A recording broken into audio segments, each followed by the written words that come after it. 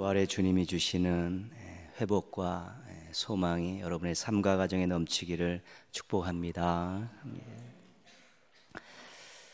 창작 동요 가운데 김치 주제가라는 그런 노래가 있습니다. 만약에 김치가 없었더라면 무슨 맛으로 밥을 먹을까? 2절은 만약에 김치가 없어진다면 무슨 찬으로 상을 차릴까? 김치 없인 못 살아, 정말 못 살아. 나는 너를 못 잊어. 맛으로 보나 향기로 보나 빠질 수 없지. 입맛을 바꿀 수 있나? 김치가 우리네 입맛에 너무 중요하다는 것입니다. 김치가 없으면 밥상에 무엇인가 빠진 것 같이 허전하고, 또 김치를 안 먹으면 무언가 안 먹은 것 같이 아쉽다는 것이죠. 그러나 사실 김치 없어도 밥을 잘 먹습니다. 또 김치 없이 먹는 음식도 많이 있습니다. 김치는 그래서 필요 조건입니다. 중요하기는 한데 꼭 있어야만 하는 것은 아닙니다. 필요 조건입니다. 오늘 17절 말씀 이렇게 말씀하시죠. 그리스도께서 다시 살아나신 일이 없으면, 만약에 예수님의 부활이 없으면 어떻겠냐는 것입니다. 어떤 일이 일어나겠냐는 것입니다. 17절 계속 보시면요, 한 가지 중요한 이야기를 하죠. 그리스도께서 다시 살아나신 일이 없으면 너희의 믿음도 헛되고, 그렇죠? 부활이 없으면 가장 문제가 되는 것이 믿음이라는 것입니다.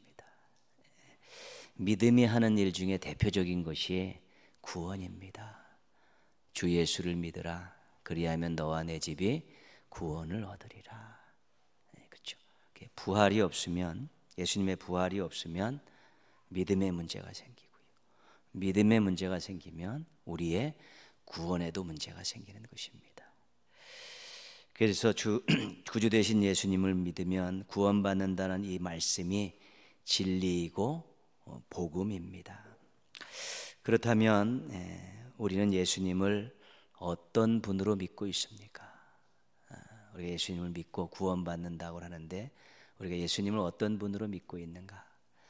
고린도전서 15장 3절 4절입니다.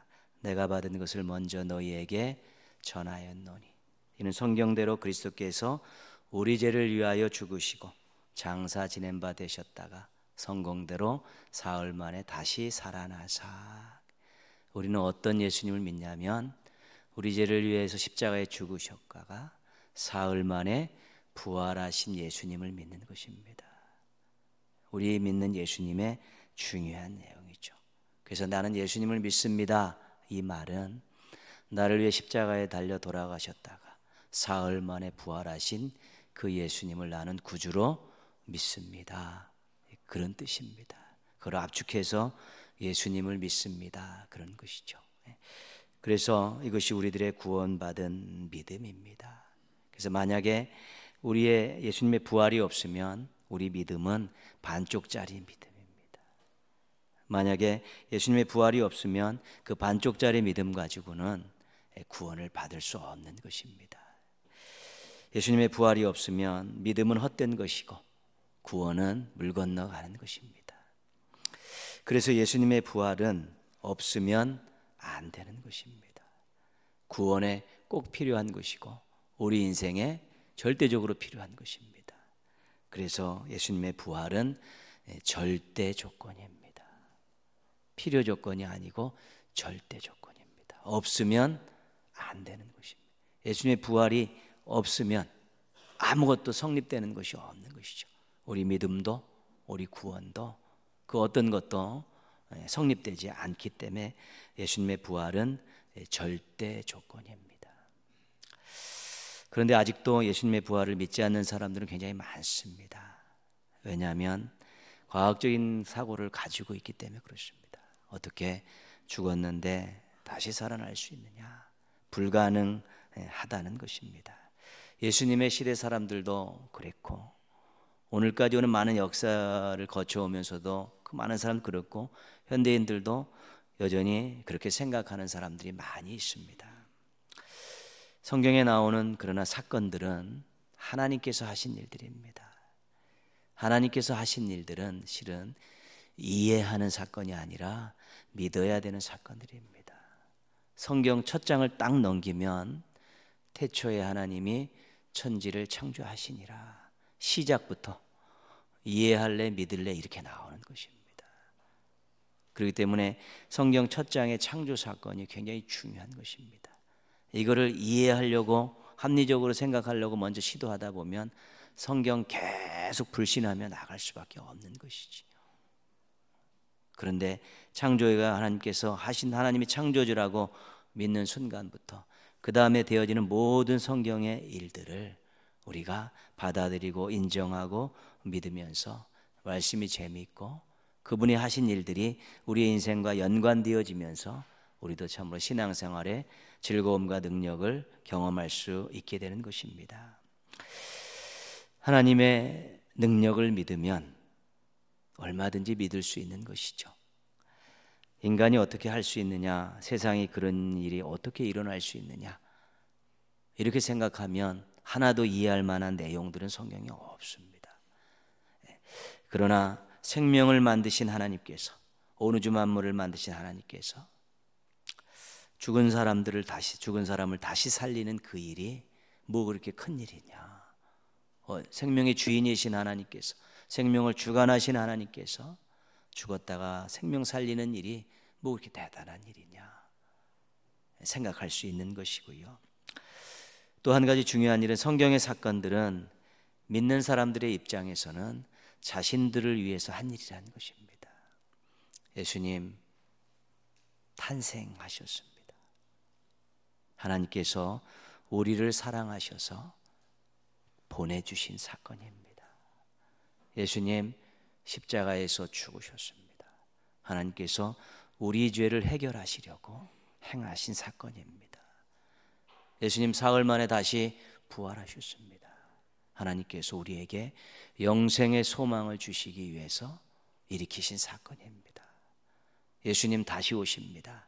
하나님께서 우리를 영원한 하나님 나라로 인도하시기 위해서 일으키실 사건입니다.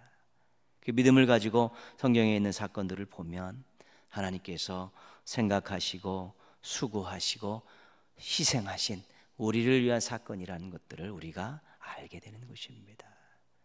정말 하나님의 능력, 하나님의 사랑을 가지고 성경에 있는 모든 인간이 할 수 없는 일들을 바라보면서 우리는 그것을 받아들이고 인정하는 것입니다. 그게 믿음이고요. 그 믿음 속에 부활이 담겨 있는 것입니다. 그래서 부활이 빠지면 믿음이 헛된 것이죠. 믿음이 헛되면 우리의 구원과 우리의 모든 인생과 신앙의 기반들은 다 무너지게 되어 있는 것입니다. 그래서 내가 하나님의 전지전능하심을 믿는가, 하나님의 뜨거운 독생자를 보내신 그 사랑을 믿는가, 이 사랑과 능력을 가지고 우리가 하나님이 하신 일들을 정말 얼마든지 하실 수 있다, 우리를 위해서 얼마든지 하실 수 있다 라는 믿음 가지고 우리가 인정하고 받아들일 때 우리가 또한 부활도 믿음으로 잘 받아들여서 우리가 온전한 십자가와 부활이 담겨 있는 온전한 믿음을 소유할 수 있게 되는 것입니다. 십자가도 빠지지 않고 또 부활도 빠지지 않는 온전한 믿음 준비하셔서 여러분의 구원이 확신이 있고 기쁨이 있고 전하고 싶은 마음이 넘쳐나는 귀한 일들이 일어나기를 주님의 이름으로 축원합니다. 19절 말씀 제일 끝에 보시면요, 어떤 말씀이 나와 있냐면요, 우리가 더욱 불쌍한 자이니라. 불쌍한 자다. 예수님의 부활이 없으면 그것을 믿는 우리는 불쌍한 사람이 된다는 것입니다. 불쌍한 사람이죠. 풀은 마르고 꽃은 시듭니다. 이것이 성경의 인생의 무상함을 설명할 때 사용하는 상징물입니다. 풀은 마르고 꽃은 시든다. 한시적이라는 것이죠. 제한적이라는 것입니다. 생명력 넘치는 모습을 일정 기간 유지하지만 결국은 시들고 말라버린다는 것입니다. 인생도 마찬가지라는 것입니다. 1000년 만년 살 것 같지만 100년도 못 산다는 것이죠. 그것도 못 모르고 컸던 어린 시절 빼버리고 또 남은 시간들 보면 뭐 얼마 안 되는 것이죠. 그리고 항상 혈기왕성해서 살 것 같지만 어느 시점에 닿으면 그 생명을 반납해야 될 때가 있다는 것이죠. 호흡이 끊어질 때가 있는 것이고 육신이 흙으로 돌아갈 때가 있다는 것입니다. 그것이 우리들입니다. 남녀노소 쥐희고와 빈부귀천과 상관없이요. 이 땅에서는 자신이 어떤 조건에서 어떤 틀을 가지고 살고 있지만 그 모든 것들을 다 내려놓고 남녀노소 쥐희고와 빈부귀천을 막론하고 다 꽃은 시들고 풀은 마르듯이 전부 흙으로 돌아갈 때가 있다는 것입니다. 그것이 우리의 인생의 허무함입니다. 그런데 예수님의 십자가 죽음과 부활을 믿는 우리들은 이 하나님께서 정해놓으신 이 법칙을 초월할 수 있다는 것입니다. 이 땅의 삶이 끝납니다. 누구나 다 끝나고 누구나 다 흙으로 돌아갑니다. 그러나 우리는 부활합니다. 우리는 새로운 영적인 몸을 입습니다. 우리는 하나님 나라에서 영원히 살게 됩니다. 그런데 예수님의 부활이 없으면 아무것도 없습니다. 이 땅의 삶이 전부고 부활도 없고 하나님 나라도 없는 것입니다. 그냥 끝나버리는 것입니다. 그렇기 때문에 예수님의 십자가의 죽음과 부활이 우리를 정말 이 땅의 삶에서 끝나는 인생이 아니라 흙에서 머무르는 인생이 아니라 새로운 부활의 몸을 입고 하나님 나라의 영원토록 이어지는 다리 역할을 하는 것입니다. 근데 부활이 없으면 연결이 안 되는 것입니다. 연결이 안 되면요 나중에 어떻게 했습니까? 이럴 줄 알았으면 마음껏 즐기며 사는데 이럴 줄 알았으면 대충 살걸. 마지막 후회밖에 남지 않는 것이죠. 평생 헛된 것 쫓아 살았으니 불쌍할 수밖에 없는 것입니다. 더 기가 막힌 사실은요 18절 말씀입니다. 또한 그리스도 안에서 잠자는 자도 망하였으리니. 성경 속에 나오는 그 많은 믿음의 선배들 또 우리보다 앞서 믿어가지고 또 먼저 이 땅의 생을 마감한 분들 예수 그리스도 때문에 복음 때문에 생명을 버렸던 많은 순교자들 그분들의 삶이 전부 다 부활이 없으면 아무것도 아니라는 것입니다. 헛살았다는 것이고요. 망조들의 인생이었다는 것입니다.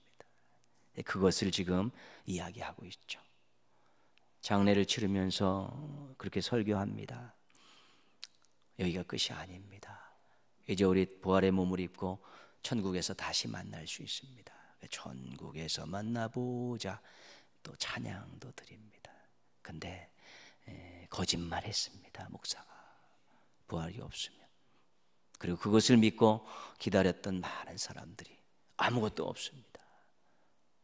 헛된 것뿐입니다.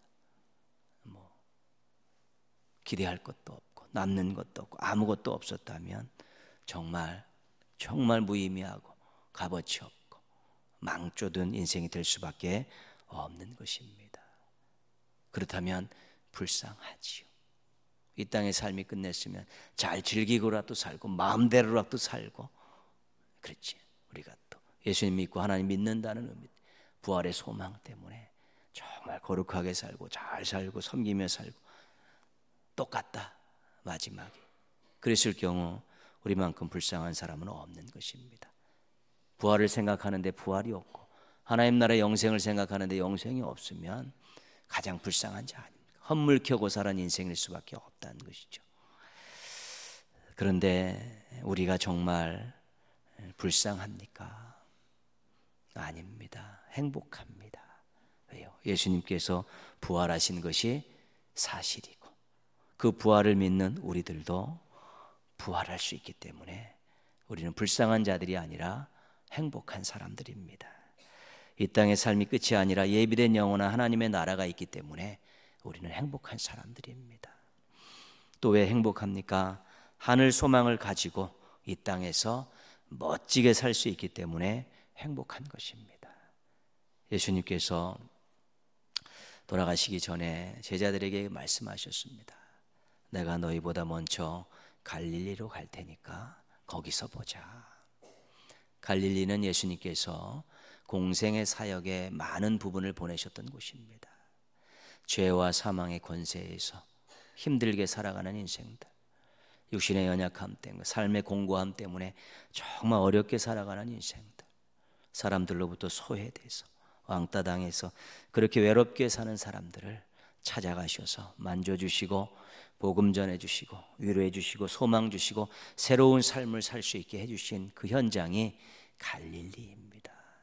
예수님께서 제자들을 다 그로 부르셔서 너희들 이거 전하며 살아라, 나처럼 이렇게 실천하며 살아라는 귀한 사명을 그들에게 주신 것이고요. 그 사명이 부활을 믿는 우리들에게도 그대로 전해진 것입니다.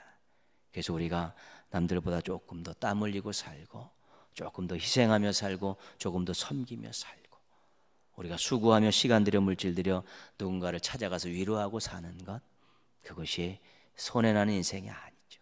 그것이 행복한 인생입니다.